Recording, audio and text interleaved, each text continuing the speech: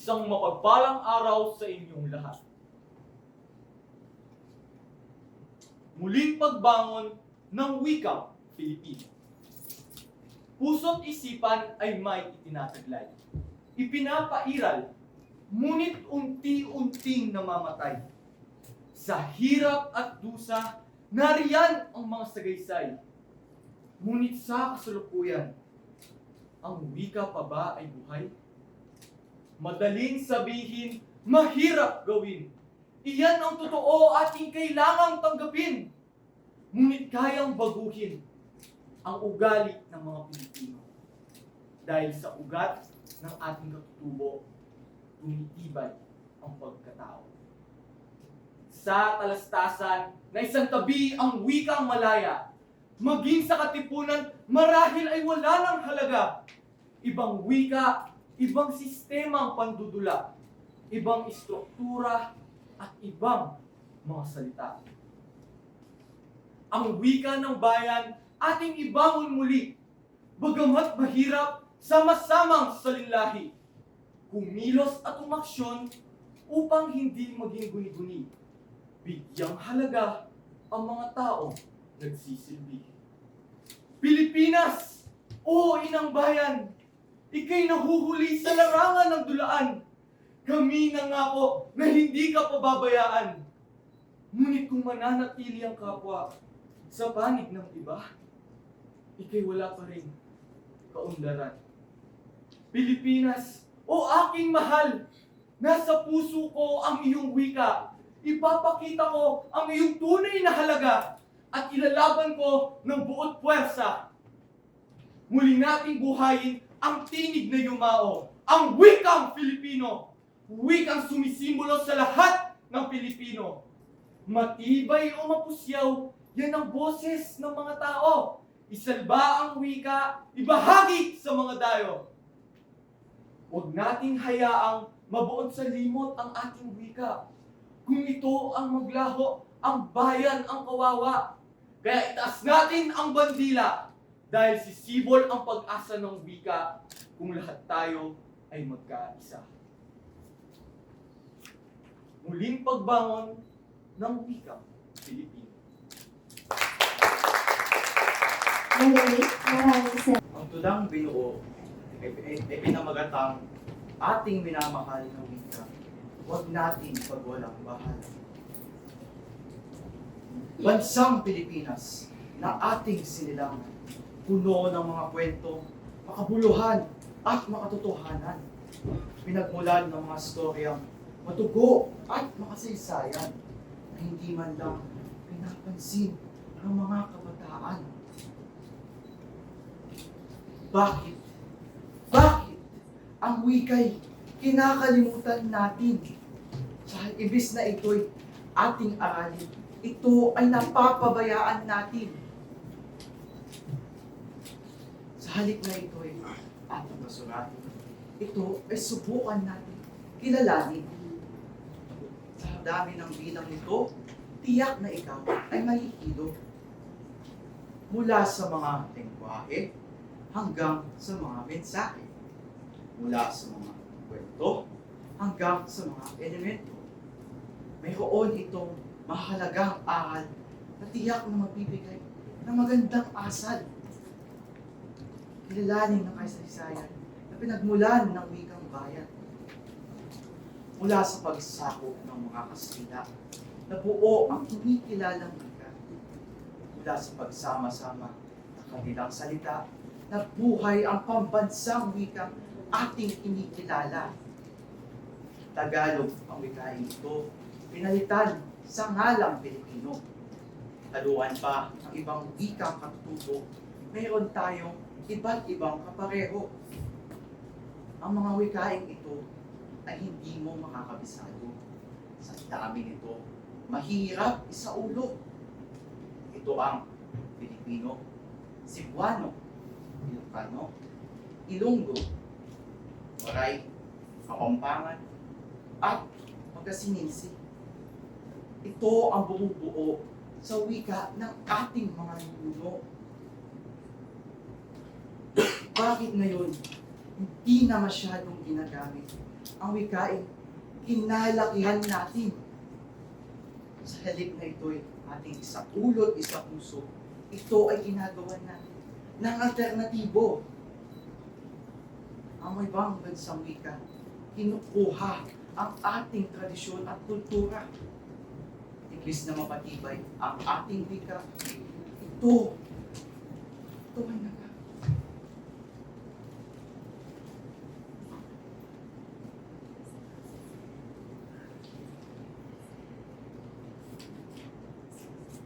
Sisira. ito ay nasisira ng ibang mga impluensya. Nasa kabataan ang pag-asa. Nasa sa kanila kung nais nila isalba ang wika. Nasa sa atin kung paano sila tatratuhin. Kung sila ba ay tuturuan natin ng mabuti. Sapagkat sa panahong ito, ang wika nila ay nagbabago, nalalayo na sa atin, at hindi na nais aralin. Nais mo bang isalba ito? O hahayaan mo na lang na maglaho? Nasa sa atin ang pagbabago kung nais pa natin isalba ito. Kaya nakikiusap ako sa inyo. Turuan natin sila matuto ng gusto. Sa halip na sila'y ating imaltrato, sila'y turuan natin ng mabuti. Bigyan natin sila ng motibo. Ating minamahal na wika, huwag natin pagwalang mahal. Maraming salamat. Magandang araw, madla at mga dakilong tagapanood. Ako ay isang makatang nagmula sa ika-11 baitang, Secsyong Cross. Naririto ako upang magbahagi ng isang tula. Tulang may apoy, may damdamin at pag-ibig sa bayan na pinamagatang wika ng pagkakaisa. Bago dumating ang dayuhan sa pook, wika ng ninunoy, ilaw at apoy. Musikang dumadaloy sa hangin at isipan, pintig ng bayan sa dibdib ay naiwan.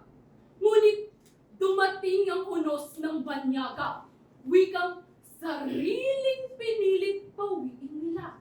Subalit, Pilipino'y pinagpatina.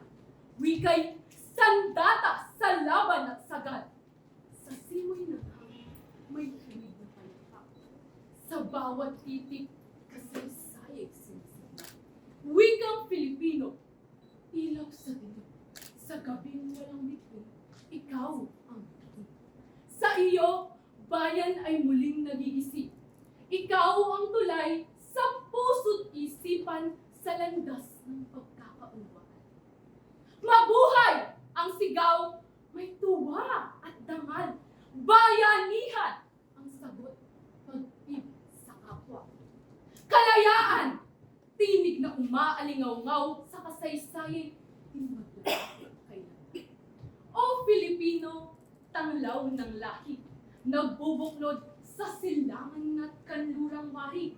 Ang wikang katutuboy, sanga ng iisa, puno ng bayan, ugat ng pag-asa. Kabataan, heto ang ating panata. Wika'y pahalagahan, huwag pabayaan. Kung ito'y mawawala, tayo ay mawawala. Ngunit kung iingatan, bayan ay titibay pa. Kaya't isigaw, sabay-sabay tayong lahat.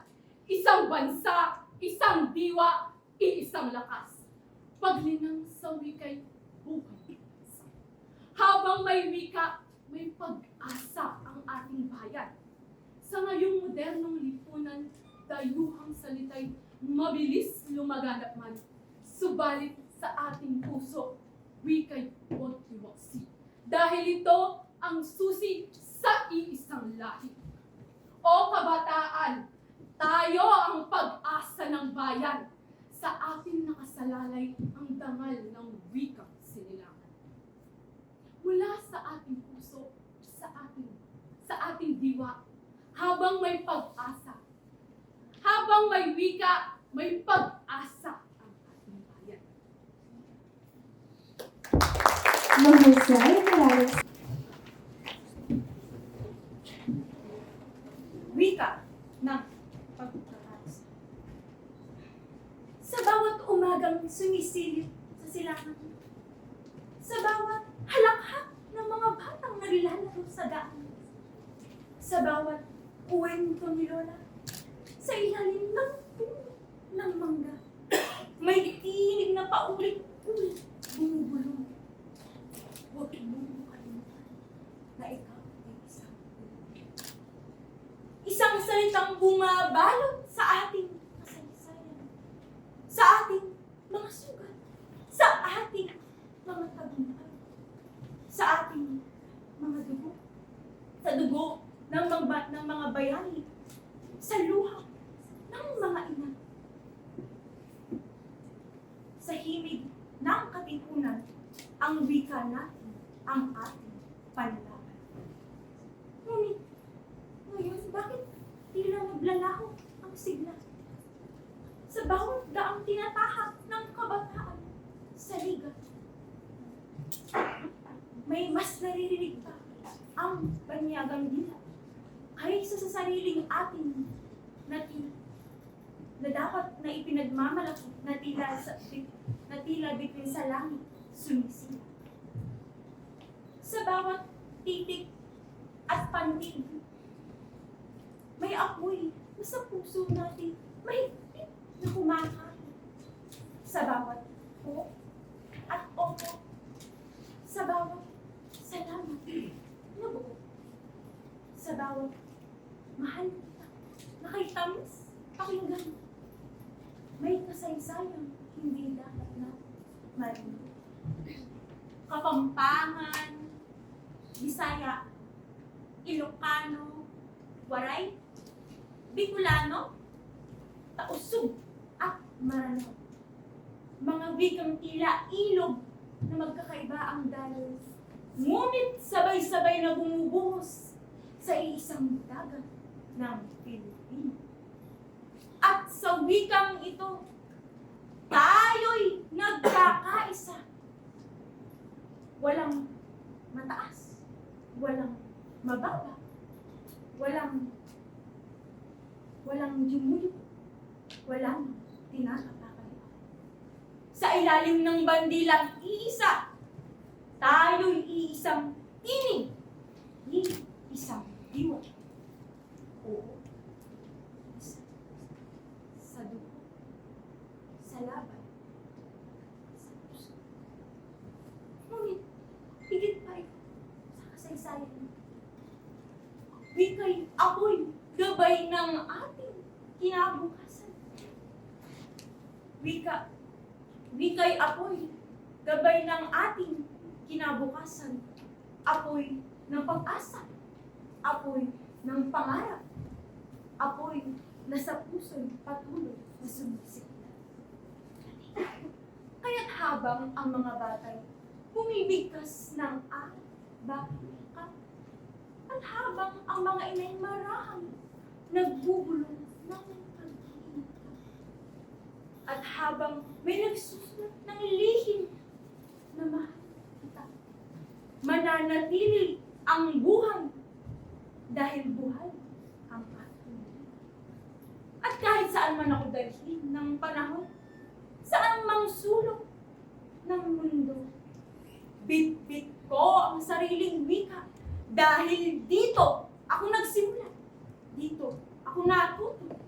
At dito ko muling ibaba ang bayan. Filipino, hindi lamang lingwahe o salita. Ito'y puso ng bayan, kaluluwa ng ating kalayaan, at ang ugat ng ating pagkamahal. Dahil sa wika, tayo ay malayo.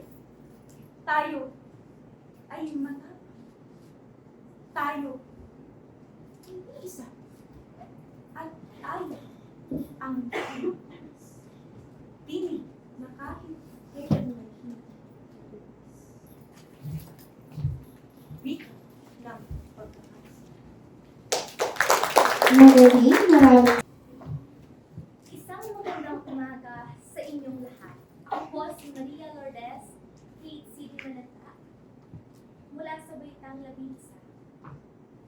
Ang pamagat ng aking tula ay Wakasan ang kolonyal na kaisipan.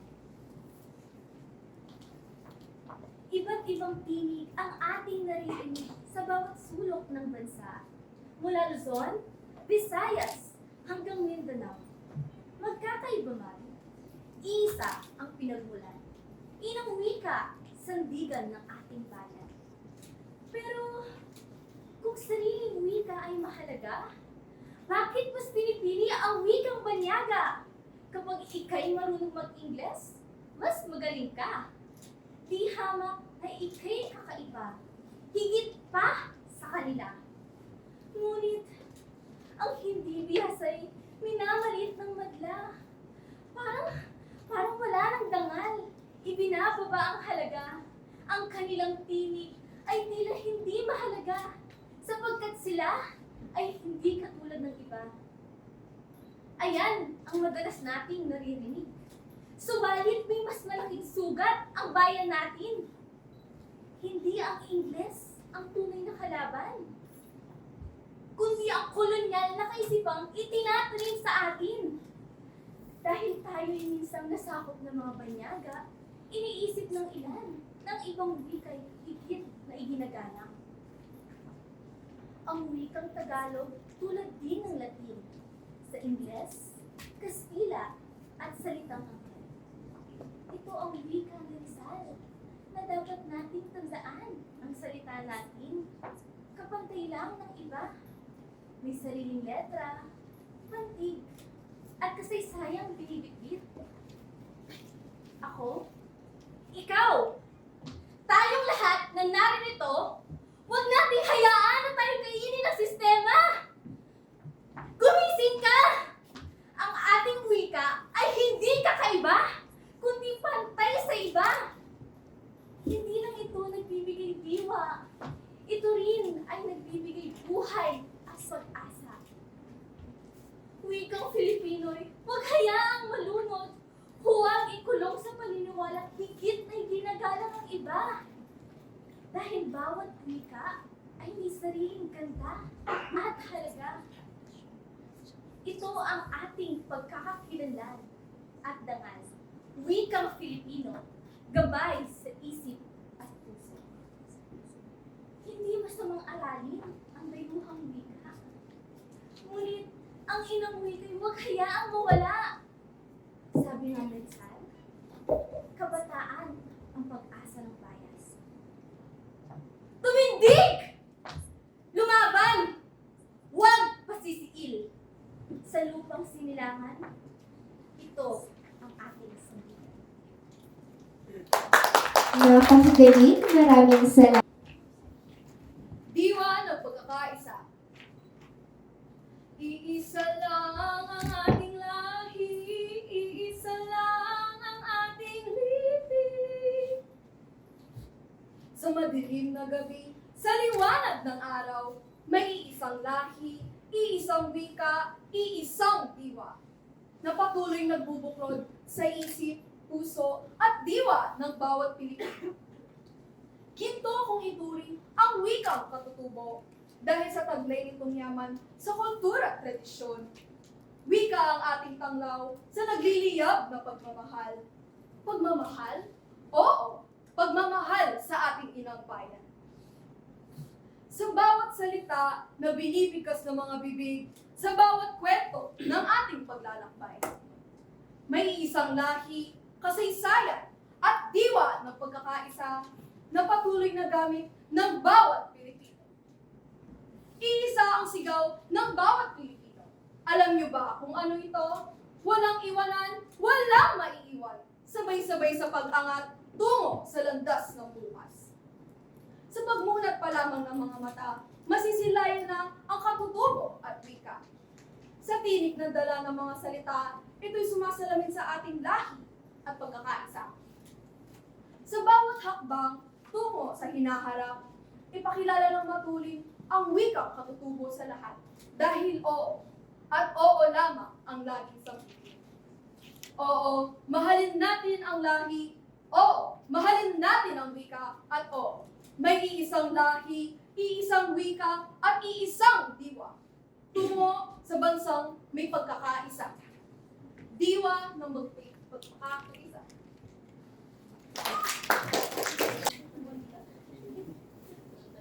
Isang mapagpalayang umaga sa ating lahat. Ako ay nagmula sa Baitang 11, seksyon ng San Beda. Ako si Silent Lane D. Bukod. Samahan ninyo ako sa paglinang sa Pilipino at katutubong wika, sa makasaysayan at sa pagkakaisa ng bansa. Wika sa dangal at pagkakaisa. Naririnig mo ba na sa bawat mahal kita ay may sakripisyo? Sa bawat paalam ay may pag-ibig. Sa bawat titik, damdaming nagiging buo. Naroon ang dugong dumanak. Naroon ang pusong nag-alay. Naroon ang dugong nagtagumpay. Ngunit, tanungin mo ang sarili mo. Naririnig mo pa ba ito? O nilamon na ng mga banyagang tinig ang puso mo?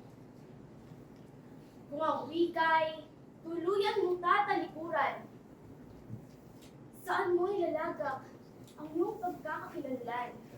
Kung ang dila ng bayan ay patuloy mong kakalimutan, paano may pagmamalaki na ika'y anak ng kasaysayan? Mula noon, ang wika'y ilaw ng bayan, tinig ng lahi, gabay sa bawat karanasan. Hanggang ngayon, ito'y ating pamana, nagbubuklod sa puso, sa gisag ng dangal at pagkakaisa. Sa bawat hibla ng ating kasaysayan, wika ang gabay. Tanglaw ng bayan, mula sa katutubo hanggang sa makabago, ito'y sagisag ng dugong Pilipino. Sa salitang inang bayan, ako'y napukaw. Sa bayani, kalayaan, ako'y nagdalangawa.